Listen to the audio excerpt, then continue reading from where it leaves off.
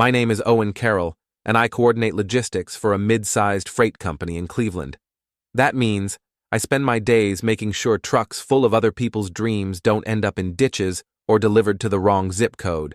It's not glamorous work, but it pays the bills and keeps my wife Marisa in the designer makeup she needs for her freelance gigs, or at least it used to. Before we dive deeper into this story, I have one small request. Please subscribe, drop a like, comment, and hit that hype button to boost this channel so more people can discover these incredible Reddit stories. The first sign something was wrong came on a Tuesday in March when I found a receipt in Marisa's purse while looking for aspirin. Dinner at Romano's, the fancy Italian place downtown, for $237. The date was last Thursday, when she'd told me she was working late on a wedding shoot. "Hey, babe," I called out, waving the receipt. "Did you take the bride and groom out for dinner after the shoot?" Marisa froze in the bathroom doorway, mascara wand halfway to her lashes. "What receipt?" "Romano's, $237. That's either the most expensive wedding cake consultation in history, or you're developing some seriously expensive eating habits." She snatched the paper from my hand, her cheeks flushing. It was a business dinner. The client wanted to discuss the engagement photos. "At Romano's? For $200? It's called networking, Owen. Maybe if you tried it sometime instead of hiding behind spreadsheets, you'd understand."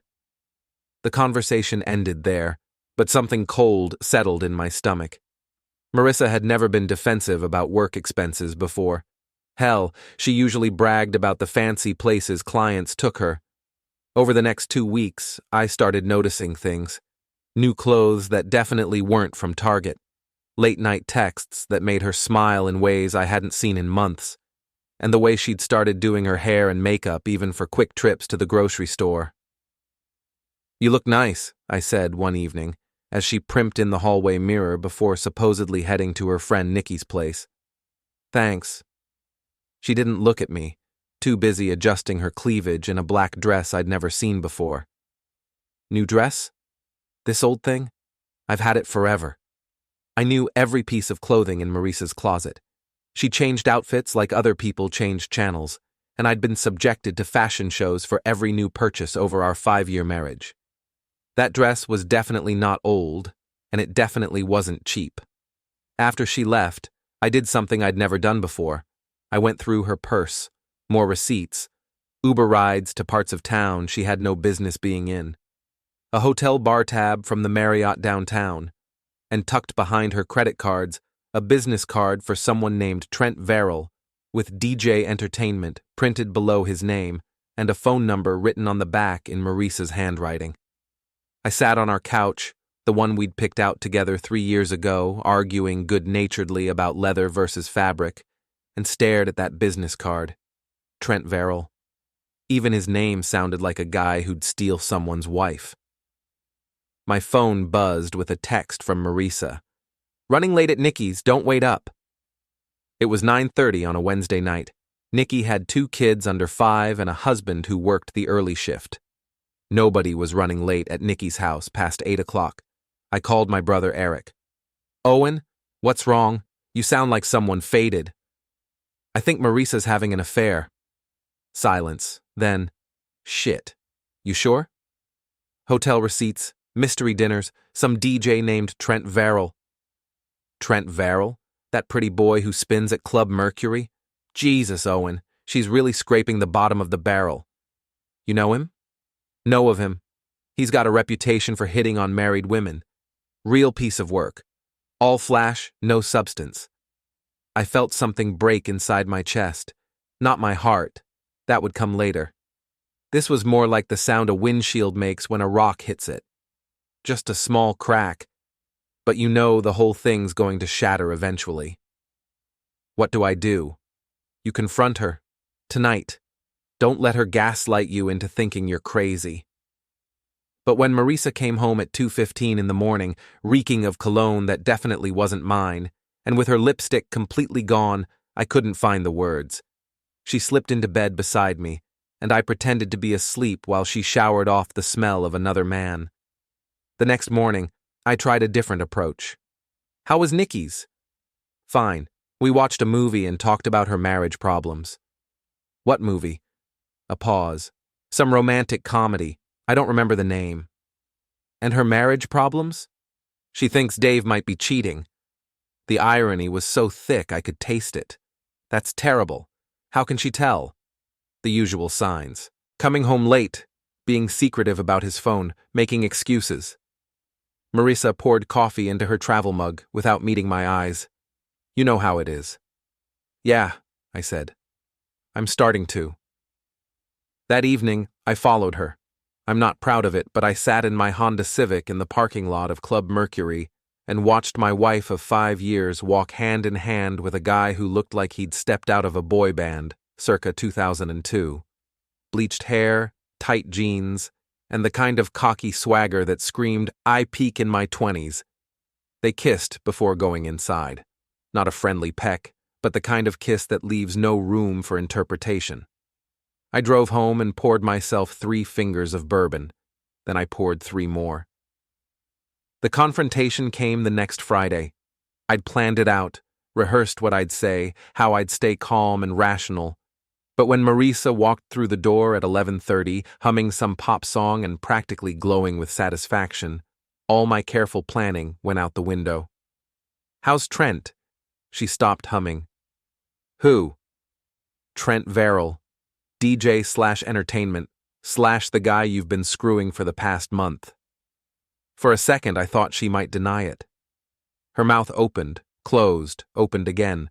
Then something shifted in her expression. The guilt disappeared, replaced by something cold and defiant. "How long have you known?" "Long enough. The question is, how long has it been going on?" She set down her purse and crossed her arms. 6 weeks. 6 weeks. I nodded like this was perfectly reasonable information. "And you didn't think to mention it?" What was I supposed to say? "Hey, honey, I met someone who actually makes me feel alive?" You could have started with, "I want a divorce." Marisa laughed, and it was the cruelest sound I'd ever heard. "You think I want to marry Trent? God, Owen, you really don't get it, do you?" "Then what is this?" "This is me remembering what it feels like to be wanted, to be with a man who doesn't treat closeness like a chore and conversation like a business meeting." The words hit like physical blows. You never what? Never made me feel like I was interrupting your precious routine? Never acted like my work was just a cute little hobby? Never looked at me like I was another item on your logistics spreadsheet? That's not fair. Fair? She stepped closer, and I could smell that same cologne from the night before. You want to know what's not fair? Being married to someone who's more passionate about truck routes than his own wife. So you decided to screw a DJ. I decided to screw a man who knows how to make a woman feel beautiful, who doesn't analyze everything endlessly, who actually has some fire in him. And what happens now? Marisa shrugged. Now you know, and honestly, I'm relieved. Sneaking around was getting exhausting. So we're done? Just like that? We've been done for years, Owen. You just never noticed. She walked toward the bedroom, then paused at the doorway. Oh, and Owen? He's much better than you, in every way that matters. I stood in our living room, my living room, since I'd been making the mortgage payments, and listened to her pack a bag. She left 20 minutes later with a suitcase and a smile that made me want to punch something. Instead, I poured another bourbon and started planning. Because here's the thing about logistics. It's all about moving pieces from point A to point B efficiently. And I was very, very good at my job. The first thing I did was call in sick to work. The second thing I did was call Hannah, Marisa's sister. Owen, it's 7 in the morning. Is everything okay? Marisa's having an affair. Silence. Then, that stupid snake. Hannah had never minced words. It was one of the things I'd always liked about her, and one of the reasons Marisa complained about her constantly. Too blunt, Marisa would say. She doesn't understand tact. Right now, Hannah's bluntness was exactly what I needed. How long have you known? She asked. I confronted her last night. She admitted it's been going on for 6 weeks. 6 weeks? Jesus, who's the guy? Some DJ named Trent Verrill. That loser? I've seen him around town. He's like a discount Justin Timberlake. Despite everything, I almost smiled. She packed a bag and left. Where'd she go? I assumed to his place. Haven't heard from her since. Have you called a lawyer? Not yet. I wanted to talk to you first. Hannah sighed. Owen, I love my sister, but she's been acting like a spoiled brat since high school. Mom and Dad never made her face consequences for anything, and now look where it got her. I don't know what to do. First, you call a lawyer. Today. Second, you document everything. Receipts, texts, whatever you found. Third, you protect your assets before she cleans you out. Is that legal? It's your money too, isn't it? Look, I know Marisa. When she realizes this DJ can't support her lifestyle, she'll come crawling back expecting you to forgive and forget. Don't let her. After we hung up, I made coffee and started organizing evidence. The receipts, the business card, photos I'd taken of her with Trent at the club. I felt like a private investigator in a bad movie, but Hannah was right. I needed documentation. My phone rang around 10. Marisa. Owen, we need to talk. I thought we did that last night. I mean really talk, like adults. Okay, talk. Not over the phone. Can we meet for lunch? Where? Romano's. 1 o'clock. The irony wasn't lost on me. Fine. I spent the morning researching divorce lawyers and transferring half our joint savings into my personal checking account. It felt weird and sneaky, but Hannah's voice echoed in my head. Protect your assets. Romano's was busy for a weekday lunch. Marisa was already seated at a corner table, looking polished and put together in a way that suggested she'd spent considerable time getting ready. For me, or for the DJ she'd probably see later. You look good, she said as I sat down. Thanks. I ordered you the chicken parmesan. I know it's your favorite. I can order for myself. She flinched slightly. Owen, I know you're angry. Angry doesn't begin to cover it. I handled this badly. I should have talked to you before things got complicated. Complicated. I nodded. Is that what we're calling adultery now? It's not that simple. It seems pretty simple to me. You made a choice. You chose him. Marisa leaned forward, her voice dropping. I chose to feel something again. Do you understand how numb I felt in our marriage? How invisible? So this is my fault? It's both our faults. We stopped trying. We became roommates instead of lovers. The waiter brought our food. I stared at the chicken parmesan I hadn't ordered and felt my appetite disappear. What do you want, Marisa? I want us to try again. I want to go to counseling and figure out how to fix this. And Trent? It's over. Since when? Since last night, after I left the house. I almost laughed. You broke up with him and came straight to me? How romantic. It was never serious with him. It was just an escape. An escape that lasted 6 weeks. Owen, please. I made a mistake. A huge, terrible mistake. But I love you. I want to save our marriage. I looked across the table at this woman I'd promised to love and honor and felt nothing but exhaustion. Do you know what the worst part is? She shook her head. It's not that you cheated. It's that you enjoyed hurting me. Last night, when you told me he was better than me in every way that matters, you smiled when you said it. I was angry. No, you were cruel. There's a difference. I stood up and dropped a 20 on the table. I've already called a lawyer. You'll be hearing from him soon. Owen, wait. But I was already walking away. Behind me, I heard her call my name again, but I didn't turn around. Some bridges once burned can't be rebuilt. That evening, I was nursing a beer and watching Sports Center when someone knocked on my door. I expected Marisa, maybe with more apologies or threats. Instead, I found Hannah holding a bottle of wine and a manila envelope. "Thought you might need company," she said. "Thanks. Come in."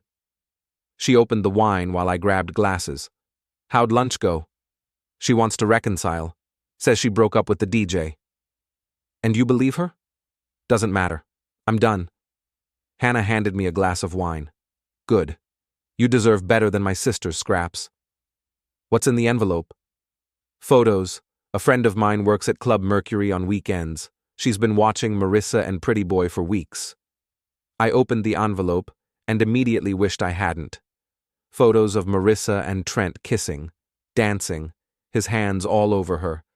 In one particularly painful shot, she was laughing at something he'd whispered in her ear, looking happier than I'd seen her in years. "These were taken last night," Hannah said quietly, after she supposedly broke up with him. I set the photos on the coffee table and drained my wine glass. She lied. She's been lying for weeks.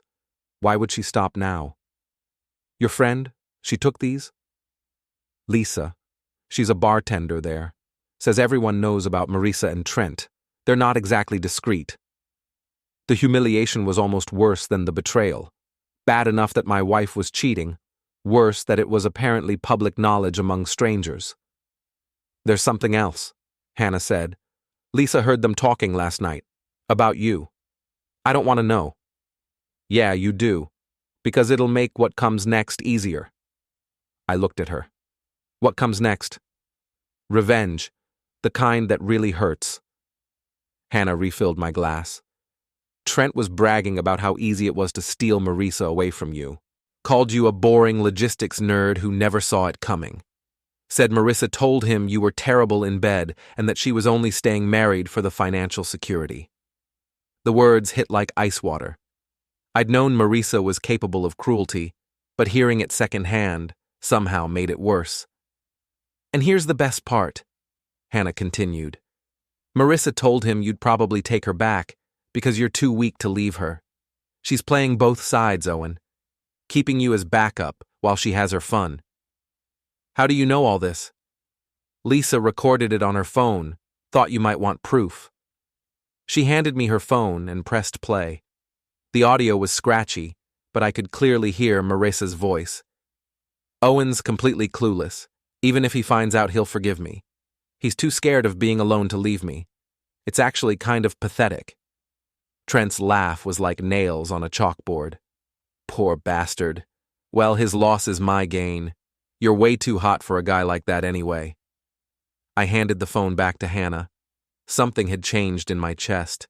The crack from a few days ago had finally spread, and now the whole windshield was falling apart. "I want copies of everything," I said. "Already made them. Photos, audio, everything. And I want to know everywhere they go, everything they do." Hannah smiled, and it was sharp enough to cut glass. "Now you're talking."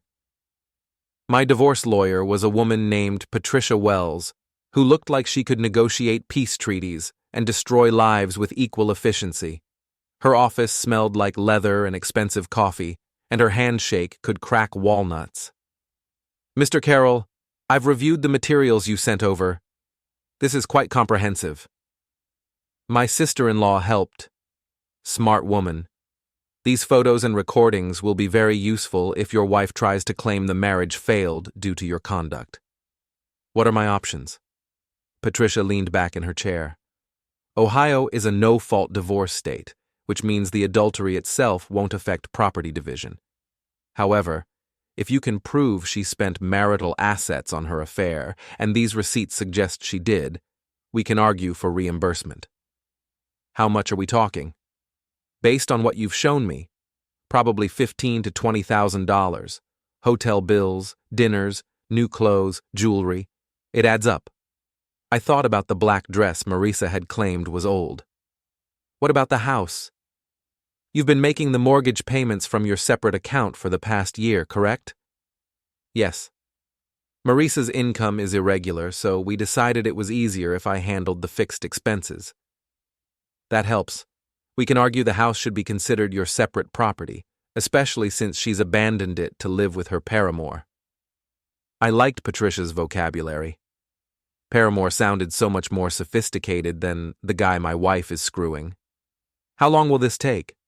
If she doesn't contest it, 3 to 6 months. If she fights, longer. She'll fight. Then we'll be ready. I left Patricia's office feeling something I hadn't experienced in weeks. Control. For the first time since finding that receipt, I was the one making moves instead of reacting to them. My next stop was the bank, where I closed our joint credit cards and opened new accounts in my name only. The banker, a middle-aged woman with sympathetic eyes, didn't ask questions when I explained I was going through a divorce. "I'll need to send notification to the other account holder," she said. "I understand." Marisa's reaction came faster than I expected. My phone started ringing at 2:30. "Owen, what the hell? My card was declined at Target." I closed our joint accounts.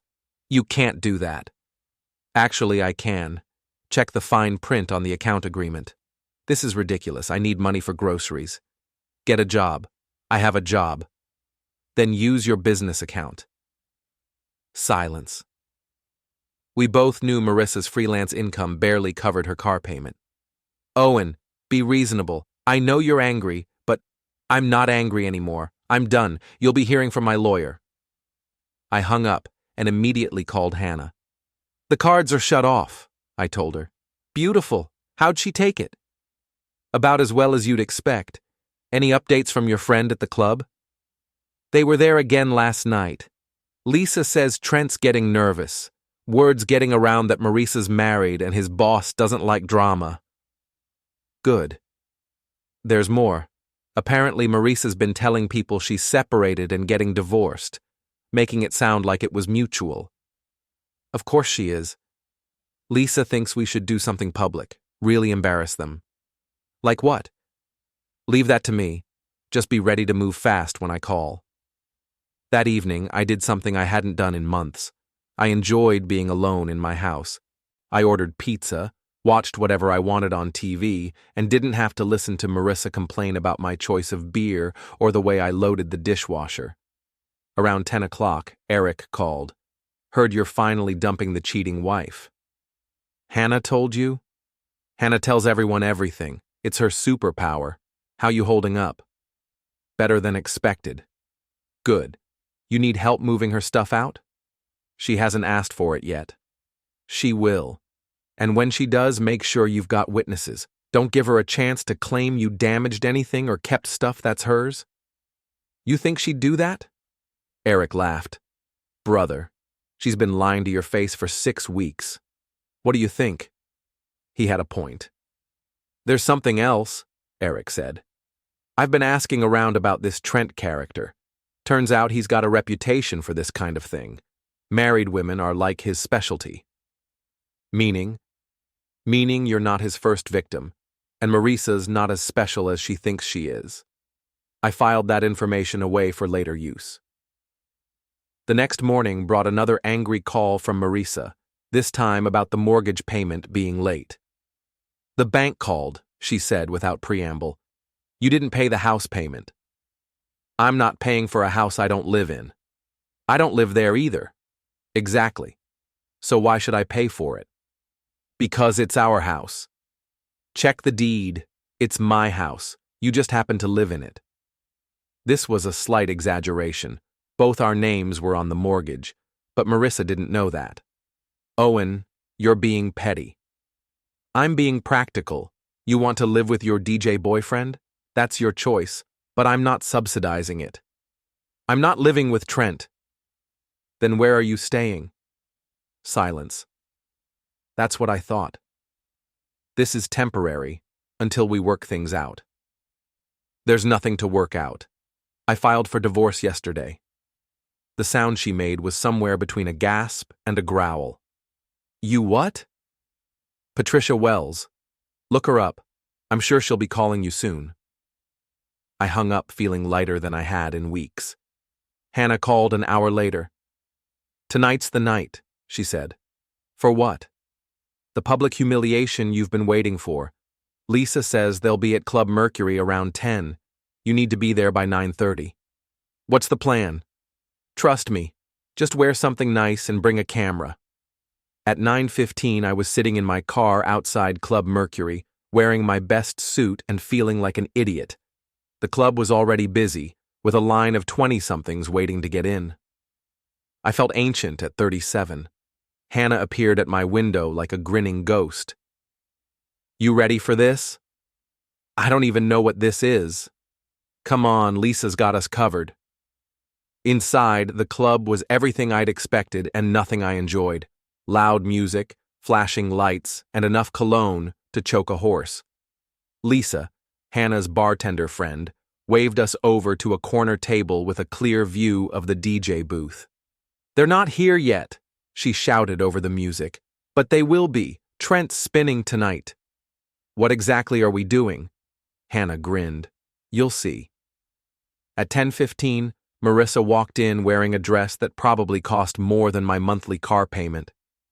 She looked stunning, confident, and completely unaware that her world was about to implode. Trent was already at the DJ booth, playing some electronic song that sounded like robots having connection. When he saw Marisa, he abandoned his equipment and jumped down to greet her with a kiss that left no doubt about their relationship status. "Now?" I asked Hannah. "Not yet. Let them get comfortable." For the next hour, I watched my wife dance with another man. She moved like she was 25 again, laughing and grinding against Trent like they were the only people in the room. It should have hurt more than it did, but mostly I felt embarrassed for her.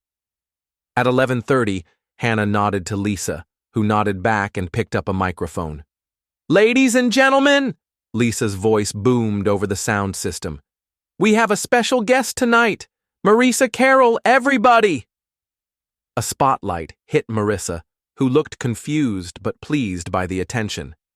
She waved at the crowd like a beauty queen. "Marissa's here celebrating her freedom from her boring husband," Lisa continued. "She's been telling everyone how much better her new boyfriend is in bed." The crowd cheered, but I could see Marisa's smile starting to falter. In fact, she's been so busy celebrating, she forgot to mention one tiny detail to some of her friends and family. The music stopped. The club went quiet. "She's still married." The spotlight stayed on Marisa as Lisa's words sank in. Around the club, people started pulling out phones. In the age of social media, public humiliation was just a live stream away. That's right, folks. While her husband was working to pay for that pretty dress she's wearing, Marisa was here playing house with DJ Discount. Trent looked like he wanted to crawl under his equipment. Marisa looked like she wanted to disappear entirely. But Lisa wasn't done. And speaking of DJ Discount, how many of you ladies know about his little hobby? Show of hands if Trent's tried to pick you up while you were wearing a wedding ring. About a dozen hands went up around the club. The crowd started laughing and pointing. Someone shouted, "Homewrecker!" That's when I stood up. Every eye in the place turned to me as I walked toward the DJ booth. Marisa saw me coming and went pale. "Hello, wife," I said into the microphone Lisa handed me. The crowd went silent. "I just wanted to thank everyone for taking such good care of Marisa while I've been busy working, paying the mortgage, the car payments, the credit cards she's been using to buy drinks for her friends." I looked directly at Trent, who was trying to blend into his equipment. "And Trent, buddy, I especially want to thank you for showing my wife such a good time. Of course, that good time's about to get a lot more expensive since I'm sure you'll be picking up her bills from now on." I handed the microphone back to Lisa and walked toward the exit.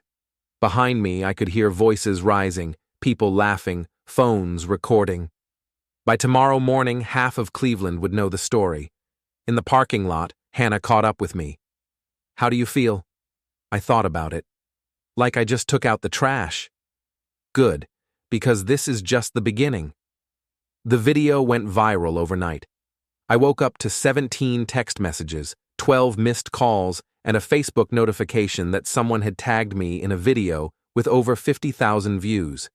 The caption read, "Cheating wife gets exposed at Cleveland nightclub." Hannah had sent the first text at 6 a.m. "Check Facebook, you're famous." The video was grainy and the audio was patchy, but you could clearly see Marisa in the spotlight, hear Lisa's announcement, and watch me deliver my closing remarks. The comments section was brutal. That husband is a savage. She got what she deserved. DJ looks like he wants to crawl in a hole, LMAO. Why do married women think they can just do whatever they want? My phone rang. Marisa. Owen, you need to fix this. Good morning to you too. That video has been shared 300 times. People I work with are seeing it. Maybe you should have thought about that before you decided to celebrate your adultery in public. You humiliated me. No, you humiliated yourself. I just provided context. Take it down. I didn't post it. And even if I could take down one copy, there are dozens of others by now. That's how the internet works. Silence. Then, I'm coming to get my things. When? This afternoon. I'll make sure Eric's here. I don't need supervision. I need witnesses. She hung up. Eric arrived at noon with coffee and donuts, grinning like he'd won the lottery. Saw the video. You're my new hero. It was Hannah's idea.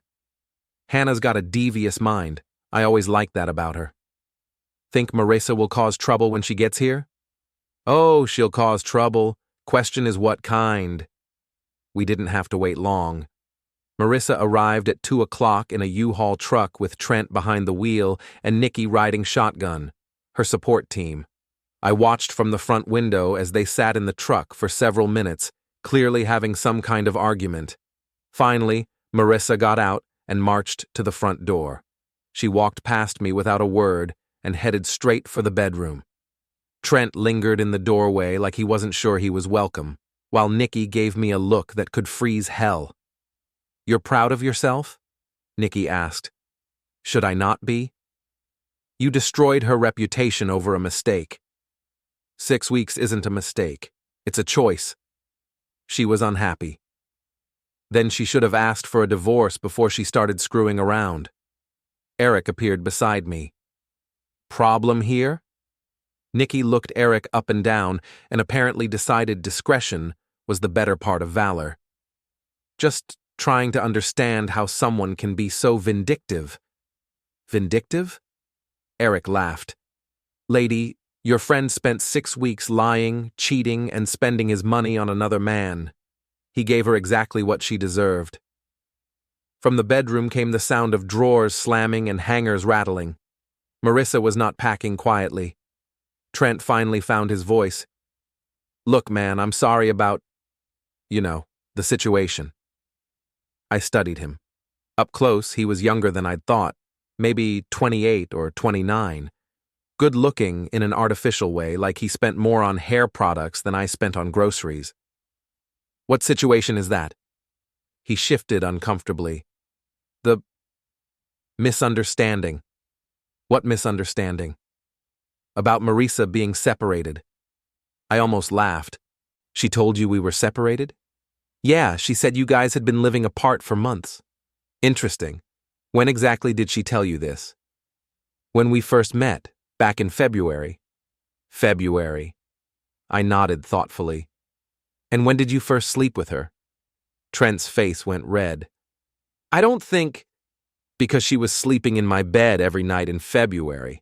Hell, we had closeness on Valentine's Day, so either she's got some incredible stamina or somebody's been lying to you. The color drained from his face. Behind him, Nikki was staring like she'd never seen him before. She said, he started, then stopped. She said what? She said you were just roommates, that you hadn't been intimate in over a year. Nikki, I called out. You might want to ask Marisa about Valentine's Day. I'm sure she remembers the lingerie. Nikki's mouth fell open. Marisa said you guys haven't had closeness since Christmas. Christmas of which year? This year. I pulled out my phone and scrolled through photos until I found what I was looking for. A selfie Marisa had taken on Valentine's morning, wearing red lace and lying in our bed with a satisfied smile. Recognize the bedroom? Nikki stared at the photo, then at Trent, then back at the photo. Oh my God. What? Trent demanded. Nikki showed him the phone. She's been lying to both of you. The argument that followed was spectacular. Trent accused Marisa of lying about the separation. Marisa accused him of being naive. Nikki accused everyone of being idiots. Eric made popcorn. This is better than cable, he whispered. The shouting match moved from the bedroom to the living room, where Marisa was forced to admit that yes, she'd been sleeping with both of us, and no, she hadn't actually been separated when the affair started. You told me he was emotionally abusive, Trent shouted. You told me he was terrible in bed, Nikki added. You told me I was the only one who understood you. This from Trent again. Marisa looked like a cornered animal. I told you what you needed to hear. You mean you lied? I mean I simplified a complicated situation. By lying. By protecting everyone's feelings. I'd heard enough. Get your stuff and get out. Owen. Now. It took them another hour to load the truck. Marisa took everything she could reasonably claim, her clothes, jewelry, personal items, and a few pieces of furniture we'd bought together. I didn't fight her on any of it. I just wanted her gone. As they were loading the last box, Hannah pulled up in her car. Did I miss the fireworks? You missed the finale, Eric said, but it was a good one. Hannah looked at the U-Haul, where Marisa and Trent were clearly still arguing, then at me. How do you feel? Tired. Good tired or bad tired? I thought about it. Good tired, like I just finished a really hard workout. Perfect, because we're not done yet. What do you mean? Hannah pulled out her phone and showed me a text message from her mother. Heard about Marisa, Sunday dinner, 6 p.m. Don't bring her. Mom wants to see you, Hannah said. She's not happy with my sister. Sunday dinner at the Eldon house was a tradition going back to Marisa's childhood. Mrs. Eldon cooked for whoever showed up, and everyone was expected to participate in family conversation. It was one of the few traditions Marisa had maintained after our marriage. She doesn't want Marisa there? She doesn't want to see Marisa until she comes to her senses, quote unquote. And she wants to see me? She wants to apologize for raising a daughter who doesn't understand the meaning of commitment. Sunday dinner was awkward in the best possible way. Mrs. Eldon had invited me, Hannah's husband Dave, and their 2 kids. The conspicuous absence of Marisa hung over the table like a storm cloud. Owen, I owe you an apology, Mrs. Eldon said as she passed the mashed potatoes. You don't owe me anything. I raised that girl to be better than this. Her father and I taught her about commitment, about honoring your promises. I don't know where we went wrong. Hannah snorted. You went wrong by never making her face consequences. Every time Marisa screwed up, you bailed her out. Hannah, it's true, Mom. Remember when she wrecked Dad's car in high school? You bought her a new one. When she dropped out of college, you paid for her to go to beauty school. When she couldn't make rent on her first apartment, you covered it for 6 months. Mrs. Eldon looked uncomfortable. We were trying to help. You were enabling her, and now she thinks she can do whatever she wants without consequences. Well, she's facing them now, Mrs. Eldon said firmly. I've told her not to come around until she apologizes to Owen and fixes her marriage. She can't fix the marriage, I said quietly. I filed for divorce. Good, Mrs. Eldon said without hesitation. She made her choice. Now she can live with it. After dinner, Hannah walked me to my car. Mom's really upset, she said. She's been fielding calls from relatives all week. Everyone's seen the video. I'm sorry about that. Don't be. Marisa brought this on herself. Besides, it's not over yet. What do you mean? Word's getting around about Trent's history with married women. Apparently, there are at least 3 other wives he's been involved with. Lisa thinks his boss is going to fire him. Good. And Marisa's been calling around trying to book makeup jobs, but people keep asking about the video. Her reputation's pretty much shot. I should have felt bad about that. A year ago, I would have. But standing in the Eldon driveway, thinking about 6 weeks of lies and humiliation, I felt nothing but satisfaction. "She's been trying to call you," Hannah added. "I know, I'm not answering." Smart. She's in full panic mode now that she realizes Trent can't support her lifestyle. "Not my problem anymore." "No," Hannah agreed. "It's not." The call came at 7 a.m. on a Tuesday. Patricia, my lawyer. "Owen, we have a problem." I was barely awake, standing in my kitchen in boxers and a t-shirt, trying to make coffee. "What kind of problem?" "Your wife hired an attorney, Richard Blackwood." "Should I know that name?" "He's expensive and aggressive, specializes in high-conflict divorces." "Great. There's more. They're claiming you've been financially abusive, cutting off her access to money, forcing her out of the marital home, damaging her reputation and career prospects." I sat down hard in my kitchen chair. "That's ridiculous." "I know it's ridiculous. You know it's ridiculous. But Blackwood's good at making ridiculous sound reasonable to a judge." "What do they want?" "Spousal support, half the house, and damages for what they're calling intentional infliction of emotional distress." "Emotional distress? She cheated on me." "I know. But they're arguing that your public humiliation of her was disproportionate to her actions." I rubbed my forehead. "How much are we talking about?" "If they win? Potentially hundreds of thousands." After Patricia hung up, I called Hannah. "They're trying to take me to the cleaners." "Who's they?" "Marisa and her new lawyer. They want spousal support, half the house, and damages for emotional distress." "Emotional distress? That's rich." "Patricia says this guy Blackwood is good at making bad cases look reasonable. Then we need to make their case look worse." "How?" "Leave that to me." That evening, Eric came over with pizza and beer. I filled him in on the legal developments while we watched the Indians lose to the Yankees. "So basically, she cheats on you, lies about it, spends your money on her boyfriend, and now she wants you to pay her for the privilege?" "That's about the size of it." "And you're worried?" "Shouldn't I be?" Eric opened another beer. "Owen, you've got photos, recordings, receipts, and a viral video of her celebrating her adultery. What judge is going to look at that and think she deserves a payday?" Patricia seems concerned. Patricia's a lawyer. Being concerned is her job. My phone buzzed with a text from an unknown number. "We need to talk. Meet me at Romano's tomorrow at noon. M." I showed Eric the message. "You going?" "Should I?" "Hell yes, but not alone." The next day, I arrived at Romano's to find Marisa already seated at the same corner table where we'd had our reconciliation lunch weeks earlier.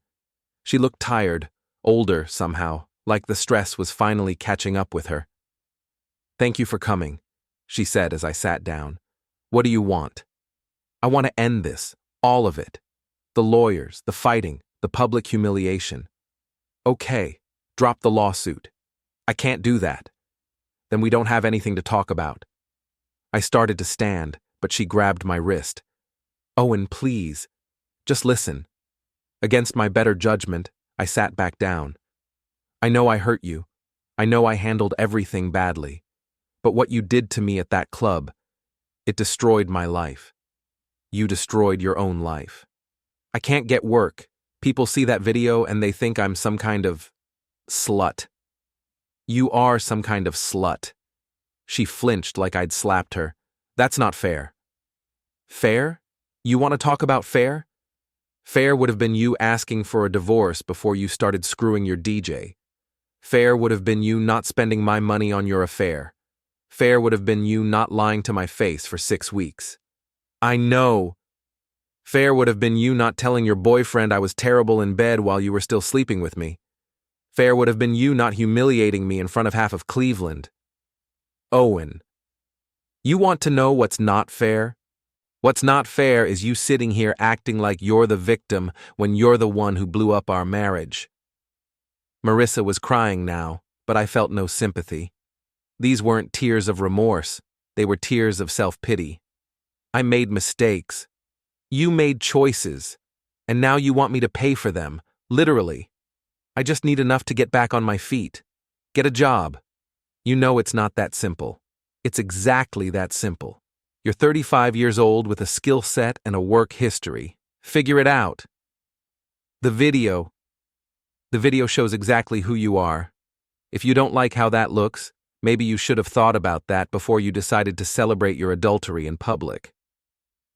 I stood up again. Drop the lawsuit, Marisa. Take what you've already taken and move on. And if I don't, then you'll find out exactly how nasty this can get. Are you threatening me? I'm promising you.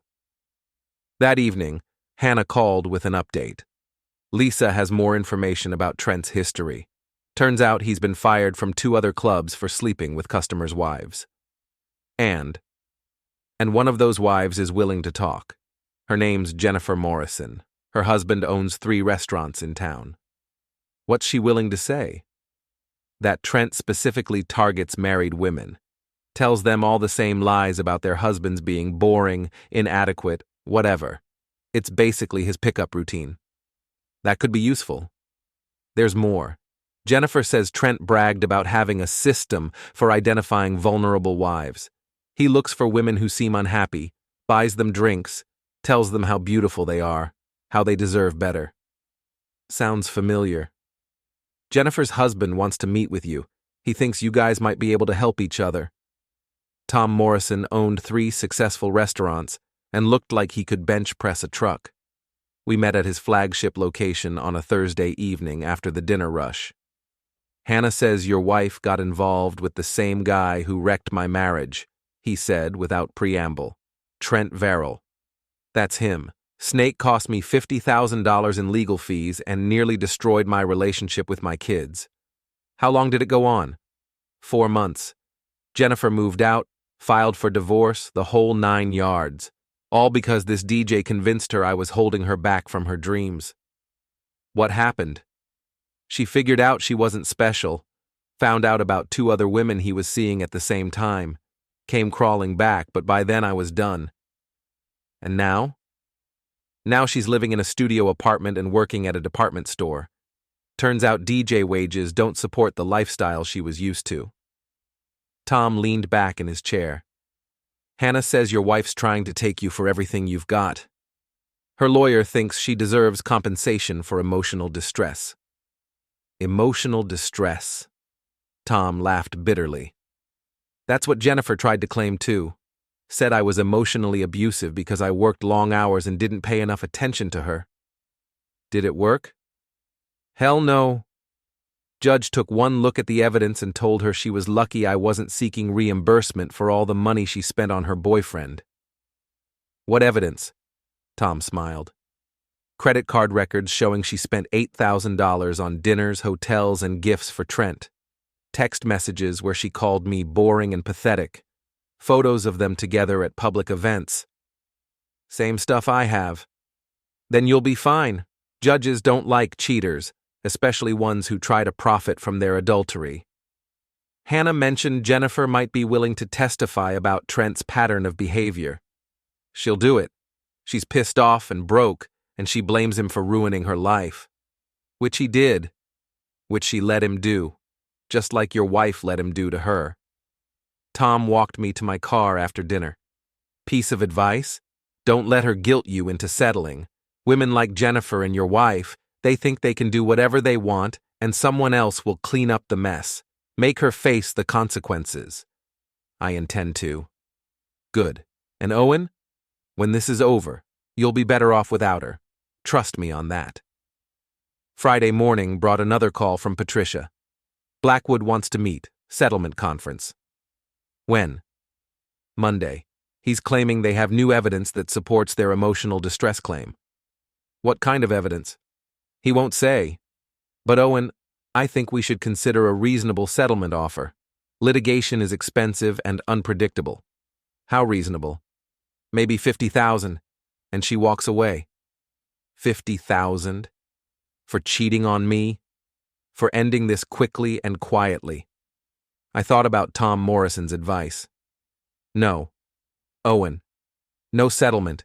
If she wants a fight, she'll get one. This could get ugly. It's already ugly.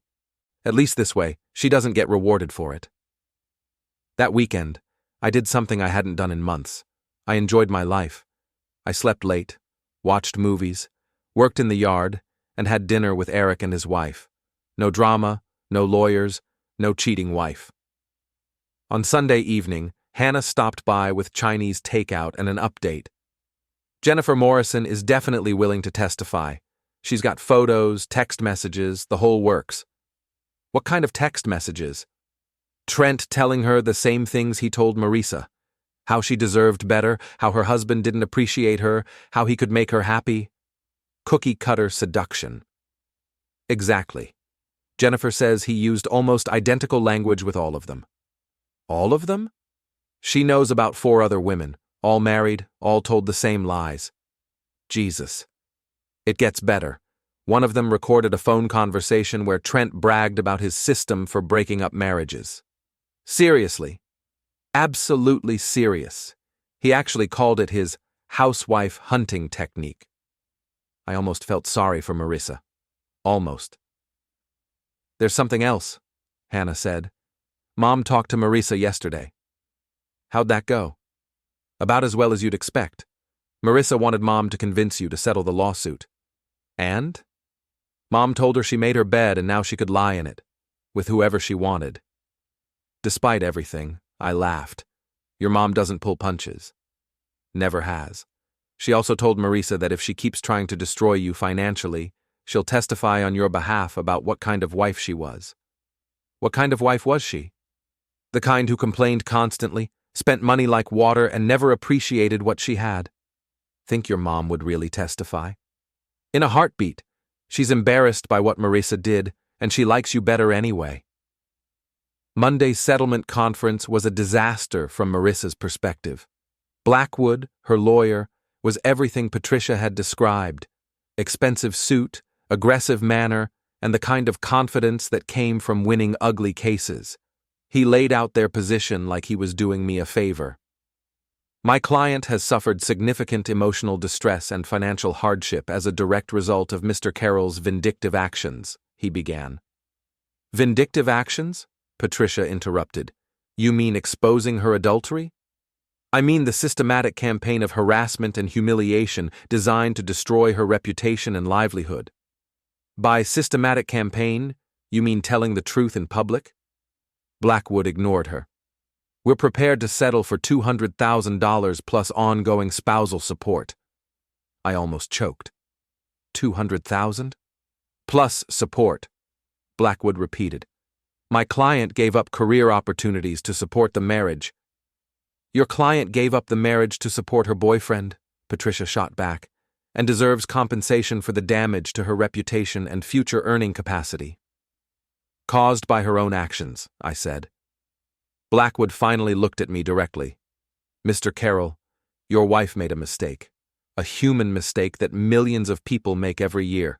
Your response was calculated, cruel, and designed to cause maximum damage. My response was honest.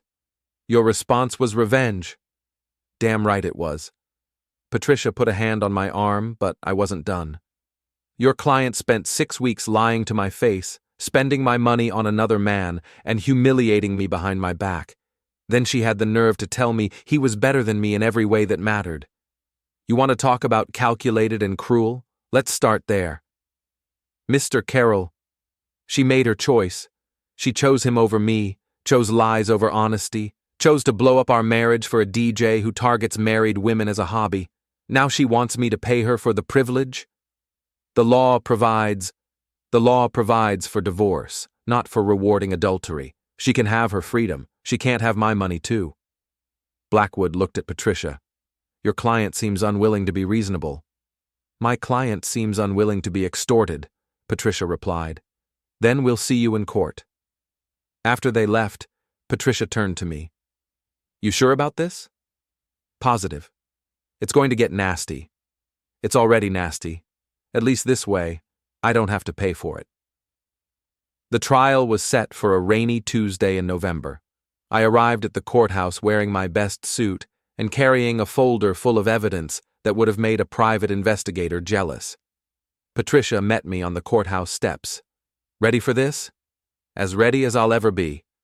Remember, stay calm, stick to the facts, and let me do most of the talking. Inside, the courtroom was smaller than I'd expected. Judge Martinez looked like she'd heard every sob story and seen every dirty trick in the book. Marisa sat at the plaintiff's table with Blackwood, wearing a conservative dress and the kind of remorseful expression that probably worked on men but wouldn't fool another woman.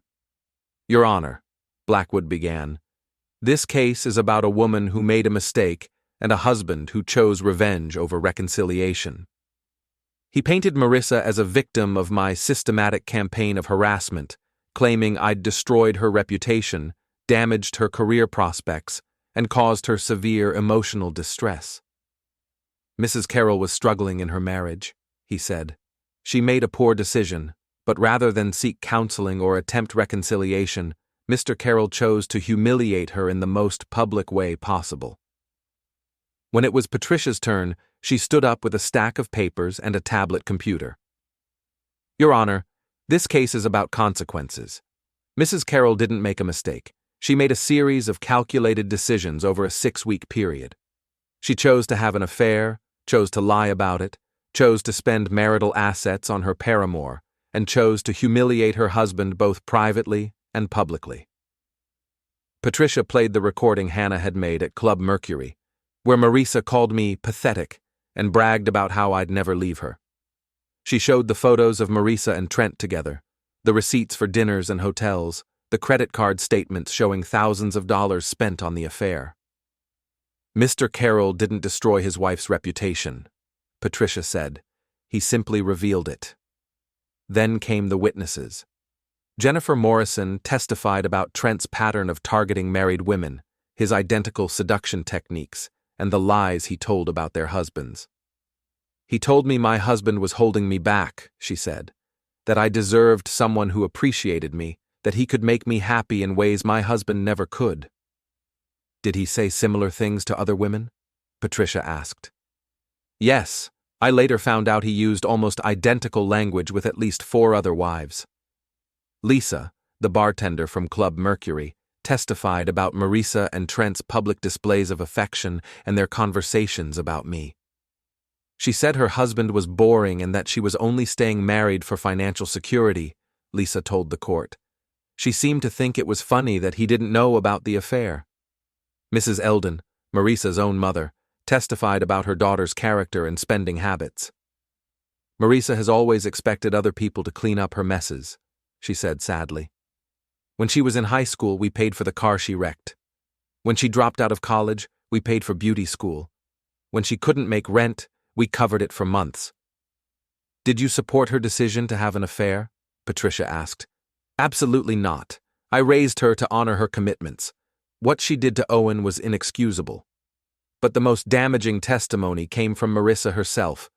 Under cross-examination, she admitted to the 6-week affair, to spending marital assets on Trent, and to lying repeatedly about her whereabouts. You told your husband you were at your friend Nikki's house when you were actually with Mr. Verrill, correct? Yes.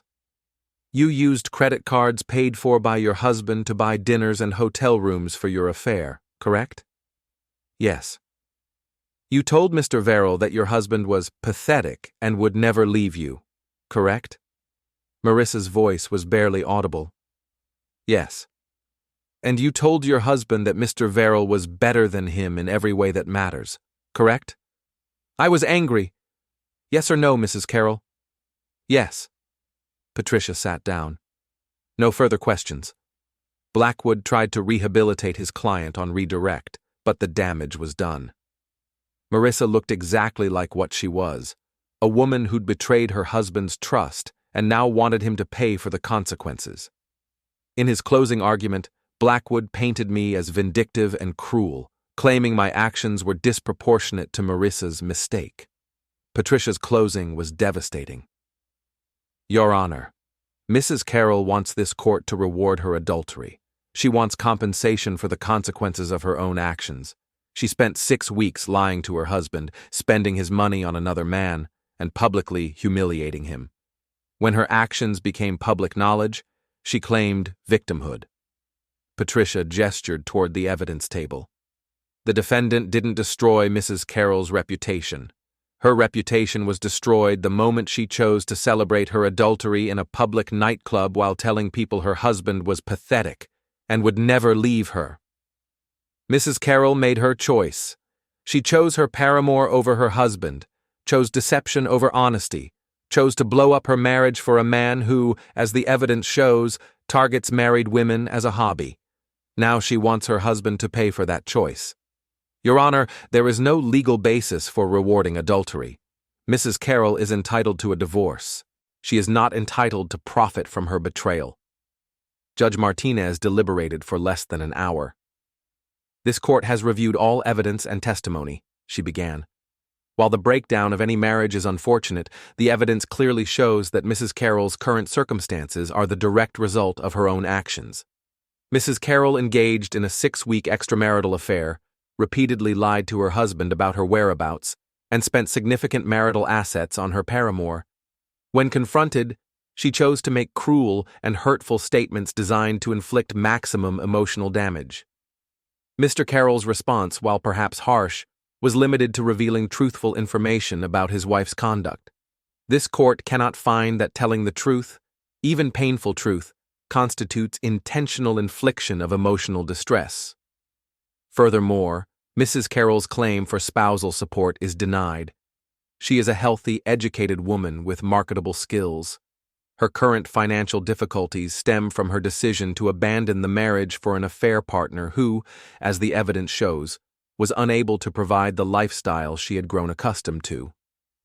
The divorce is granted. Mrs. Kerral's claims for damages and spousal support are denied. Mr. Kerral is awarded the marital home and all assets currently in his possession, minus Mrs. Kerral's personal property and items of sentimental value. This court is adjourned. In the hallway outside the courtroom, Marisa approached me one last time. Owen, I'm sorry. For all of it. I looked at this woman I'd once loved, now a stranger in an expensive dress her boyfriend couldn't afford. I know you are, I said. You're sorry you got caught. You're sorry it didn't work out with Trent. You're sorry you can't make me pay for your mistakes. But you're not sorry you did it. That's not true.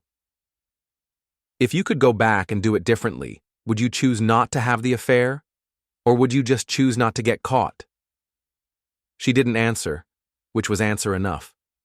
Good luck, Marisa. I hope you find what you're looking for. What if what I'm looking for is you? Then you should have thought of that 6 weeks ago. I walked away and didn't look back.